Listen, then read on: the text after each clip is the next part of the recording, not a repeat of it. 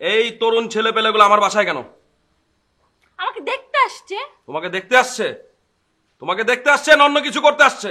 মানে কি বাজে কথা বলতেছো? কি বাজে কথা বলতেছ মানে? বাজে কথাই তো বলতেছো। ওটা আমার ছোট ভাইয়ের মতো, আমাকে দেখতে আমি আসছে। বাসায় থাকি না, সব সময় আসে। আজকে আমার সৌভাগ্য যে ওদের সাথে আমার দেখা হয়ে গেছে। তুমি একটা অসুস্থ, সিক একটা আমি লোক। অসুস্থ না? হ্যাঁ, তোমার মাথায় শুধু এসব বাজে বাজে কথাই ঘোরাঘুরি করে। তোমার ছোট ভাইয়ের সাথে এভাবে কথা বলে কেউ? তাহলে কিভাবে কথা বলবো? হ্যাঁ, হাসি ঠাট্টা করে কথা বলে। আশ্চর্য! এই জন্যই আমি বাসায় চলে গেছিলাম। এবার ভাবছিলাম আর আসবো না, কিন্তু ফোন করে কান্না কাটি প্রতিদিন। কি কি শোনো, এইসব আমাকে বুঝাও না তুমি, এইসব আমাকে বুঝাও না। আমি সারাদিন বাইরে থাকি আর এইসব তরুণ ছেলে পেলেগুলো আমার বাসায় আছে কেন? একদম বাজে কথা বলবা না, আর একটা বাজে কথা বলবা না, আমি আবার চলে যাব। একদিনও তো আমার মা, শাশুড়ি আম্মা, আমার শালি, একমাত্র শালি আসছে? কেন আসবে? ওরা আসছে? সবাই জানে তুমি কেমন, কিরকম বিহেভ করো তুমি। আমি কিরকম? তুমি কিরকম তুমি জানো না? আমি কিরকম বলো? আমি কি তোমার খারাপ? মতো লোকের সাথে থাকা যায় না। খারাপ নাকি? খারাপের চূড়ান্ত।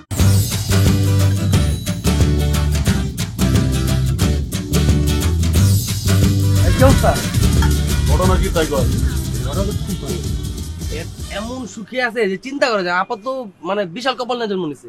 এত ভালো জামাই, ফ্যামিলি প্ল্যানিং এর পরিবার। হ্যাঁ আমরা গেছি মনে করেন আমাকে বসায় আদর যত্ন করছে, দুজনটা পাঠিয়েছে বাজার করে লয়। আমি মুরগি খাই না, তাহলে গরু মাংস খান, আমি কিছু খামুই না।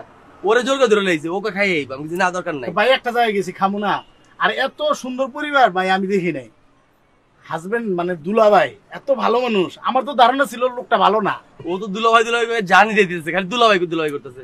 ব্যাপার আছে না ওটা। মেইন যে ঝামেলাটা হয়েছে, স্বামী স্ত্রীর মধ্যে একটা ঝামেলা হয় না, ছোট ঝামেলা হয়েছে আপনার তো রাগ বেশি। তুই কি ওর চোখের দিকে তাকাইছিস একবার? ভালো করে তাকাইছিলি?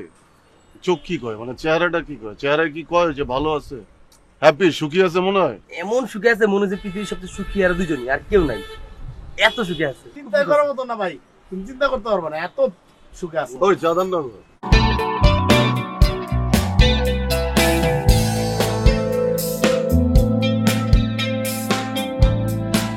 তো আপনাকে এখানে ডেকে আনা হয়েছে কারণ আশা করি আপনি কিছু মনে করবেন না, আপনাকে কিছু করার কথা বলবো। কথাগুলো হচ্ছে গিয়ে এইভাবে চললে তো হবে না, তাই না? মানে এইরকম ডিস্টার্ব করলে তো হবে না মানুষকে। উপরে ছাত্রী হোস্টেল, আপনারা হোস্টেলে থাকেন, এরকম হঠাৎ হঠাৎ করে ছেলে গেস্ট এসে নক করবে, তাও আমাদের ফ্ল্যাটে। এটা কি ঠিক বলেন? মানে এটা ডিস্টার্ব না? সরি, আসলে বাসা ভাড়া নেওয়ার সময় তো আমরা আপনার সাথে কথা বলি না, আমরা কথা বলেছি আপনার আপ্পার সাথে। তো তারপর আপনি যখন ডেকেছেন তো আপনার সাথে তো কথা বলতেই হবে, তাই না? আমরা তো আরো অভদ্র না। হ্যাঁ শুনেন, এই বাসায় আরো ভাড়াটিয়া থাকে, তো ছেলে আসাটাই স্বাভাবিক, তাই না? আর ও ছেলে আসবে, আসা যাওয়া করবে, মানুষ আসবে, আসা যাওয়া করবে, সেই জন্য উপরতলায় কে আসলো না আসলো সেই জন্য তো আপনি আমাদেরকে কথা শোনাতে পারেন না। না, এটা তো আপনাদের বোঝা উচিত, তাই না? আপনি কি জানেন না যে উপরে ছাত্রী হোস্টেল, আর ছাত্রী হোস্টেলের মধ্যে ছেলেদের অ্যালাউড না? গেস্ট আসতেই পারে, আমার ভাই আসতে পারে, উপরতলার কথা আমি বলছি। তাহলে তো ছেলেদের অ্যালাউ না। না, ছেলেদের অ্যালাউ না, এটা তো কথা ঠিক না।